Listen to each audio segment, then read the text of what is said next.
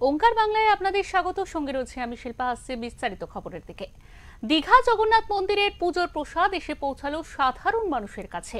উত্তর 24 পরগনার বসিরহাট মহকুমার হিঙ্গলগঞ্জ ব্লকের দুলদুলি গ্রাম পঞ্চায়েতের লেবুখালীর সাধারণ মানুষের কাছে এসে পৌঁছালো 107টি প্যাকেট।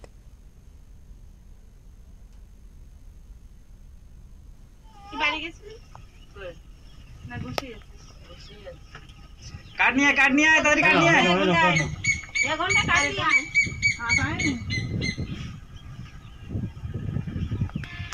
की नाम बोलो नाम बोलो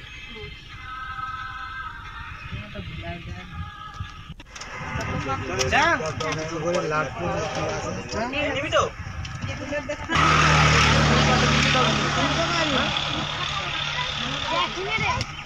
কাটা কাটা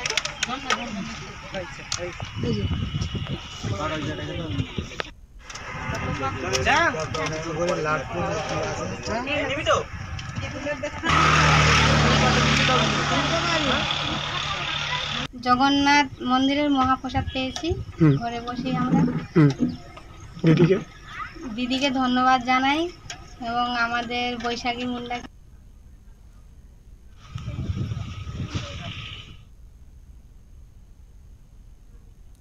রীতিমতো এলাকার সাধারণ মানুষ এই প্রসাদ নিতে ভিড় জমিয়েছে। দুলদুলি গ্রাম পঞ্চায়েতের উপপ্রধান বৈশাখী মুন্ডা বলেন, দিদি আমাদের সমস্ত দিকই দেখে। আজ আমরা প্রসাদ পেয়ে অনেক খুশি এবং সাধারণ মানুষের হাতে তুলে দিচ্ছি। মুখ্যমন্ত্রীকে ধন্যবাদ জানাই।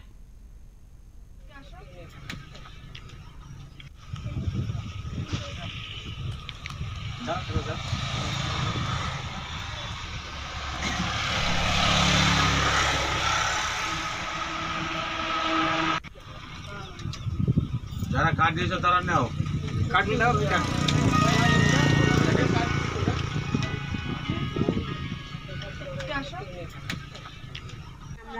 জগন্নাথ মন্দিরের মহাপ্রসাদ পেলাম বাড়িতে বসে। দিদিকে আমরা ধন্যবাদ জানালাম। দুলদুলি গ্রাম পঞ্চায়েতের উপপ্রধানকে আমরা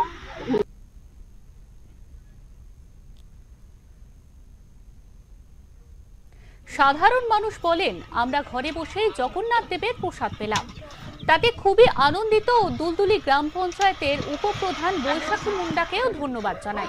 আমাদের খুবই ভালো লাগছে, দিদি আমাদের জন্য প্রসাদ পাঠিয়েছে, খুবই ভালো লাগছে। এমনই কথা বলেন সাধারণ মানুষ।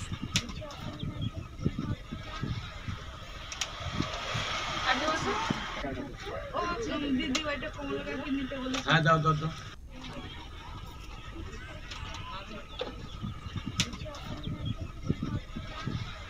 আজকে আমরা লেবুখালীতে মানে মমতা ব্যানার্জি আমাদের দিদি মুখ্যমন্ত্রী ওনার পাঠানো মহাপ্রসাদ দীঘার মহাপ্রসাদ আমরা গ্রামের সাধারণ মানুষের হাতে তুলে দিলাম জনসাধারণ সকলের মঙ্গল কামনার্থে। কত পিস তুলে দিলাম? প্রায় বলে দাও 100 পিস এরকম। কেমন লাগছে এই সাধারণ মানুষের হাতে তুলে দিয়ে? আপনার ভালো লাগছে। কি বলবেন দিদিকে? দিদিকে অসংখ্য ধন্যবাদ জানাই, কারণ দিদি তো আমাদের সবসময় আমাদের পাশে রয়েছেন। দিদির কথা তো আমরা বলে শেষ করতে পারবো না। উনি সবসময় জনদরদী নেত্রী। ওনার কথা যতই আমরা বলবো হয়তো কম পড়ে যাবে, ওনার ভাষাও আমাদের কম পড়ে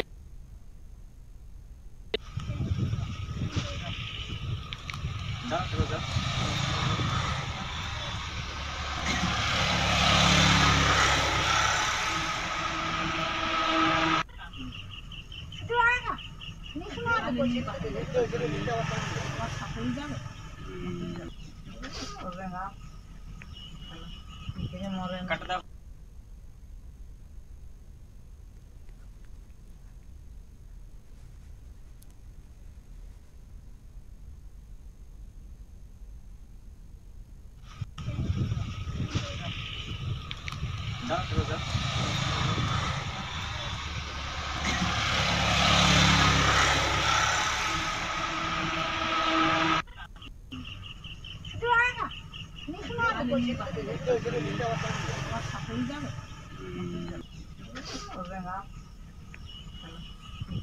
কাটা দাও।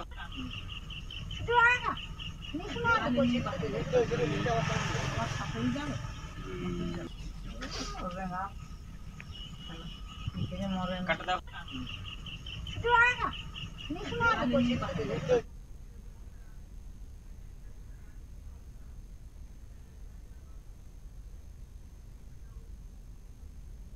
আমাদের সঙ্গে এই মুহূর্তে টেলিফোন লাইনে রয়েছেন আমাদের প্রতিনিধি সুকান্ত চট্টোপাধ্যায়। সুকান্ত, আমরা দেখতে পাচ্ছি সেই ছবি, বসিরহাটের দুলদুলি গ্রাম পঞ্চায়েতে কিন্তু ইতিমধ্যে যে দীঘার জগন্নাথ মন্দিরের প্রসাদ এসে পৌঁছেছে এবং সেখানকার জনপ্রতিনিধিরা সাধারণ মানুষের হাতে সেই প্রসাদ তুলে দিচ্ছে। তুমি আমাদের বিস্তারিতভাবে জানাও যে এর পিছনে রাজনীতি কতটা রয়েছে। দেখো যে এই দীঘার প্রসাদ অর্থাৎ জগন্নাথ ধামের প্রসাদ দুলদুলিতে যেমন পৌঁছেছে, সন্দেশখালী, ইঙ্গলগঞ্জ সর্বত্রই কিন্তু এই প্রসাদ পৌঁছেছে এবং সাধারণ রেশন দোকান থেকেও যেমন দেওয়া হচ্ছে তেমন পঞ্চায়েত সদস্য যারা গ্রাম সদস্য তারাও কিন্তু বাড়ি বাড়ি পৌঁছে দিচ্ছে একটা নির্দিষ্ট জায়গায়। কোনো জায়গায় দেখা যাচ্ছে যে তৃণমূলের পার্টি অফিস থেকেও সেই প্রসাদ বিলি করা হচ্ছে সাধারণ মানুষের মধ্যে। এখন তুমি বললে যে এটা নিয়ে রাজনীতি কতটা হচ্ছে, অবশ্যই রাজনীতি যেটা হচ্ছে তৃণমূলকে যেমন শুভেন্দু অধিকারী বারবার যে মুসলিম তোষণের অভিযোগ করেন মুখ্যমন্ত্রী মমতা বন্দ্যোপাধ্যায়ের বিরুদ্ধে, সেটাকে কিন্তু গ্রামের মানুষ যাতে বিশ্বাস না করে তার জন্য কিন্তু তৃণমূলের হয়তো এই কর্মসূচি। এবং সেক্ষেত্রে দাঁড়িয়ে জগন্নাথ ধামের প্রসাদ যেমন সাধারণ গ্রামবাসীদের মধ্যে যারা হিন্দু সম্প্রদায়ের মানুষ রয়েছেন তাদের মধ্যে কিন্তু একটা যথেষ্ট প্রভাব অবশ্যই ফেলেছে। এবং তুমি জানো আগামী বছর নির্বাচন এবং সেখানে সন্দেশখালী কিন্তু ফের একটা কিন্তু ইস্যু হতে পারে এবং শুভেন্দু অধিকারী সম্প্রতি সেখানে বড় মিটিং করেছিলেন, জনসভা, তার পাল্টা জনসভা করেছিলেন পার্থ ভৌমিক এবং দমকল মন্ত্রী সুজিত বসু। সেখানে দাঁড়িয়ে বহু বিজেপি কর্মীকে তৃণমূলে জয়েন করিয়েছিলেন সেই সভাতে, পাল্টা সভাতে।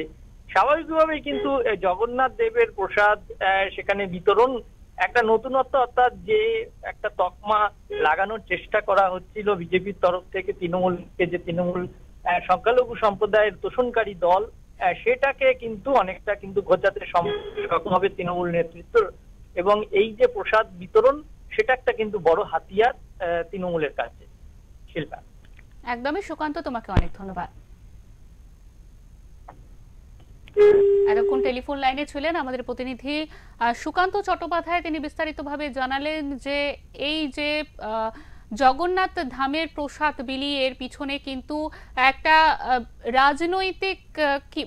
রাজনৈতিক দৃষ্টিকোণ রয়েছে। সেখান থেকে দেখা যায় যে মুখ্যমন্ত্রী মমতা বন্দ্যোপাধ্যায় বিরোধীদের যে চাল, সেই চাল কিন্তু অনেকটাই এই কর্মসূচির মাধ্যমে তার প্রতি উত্তর দিতে পেরেছেন এবং সাধারণ মানুষের মধ্যে নিজের জায়গা করে নিতে পেরেছেন।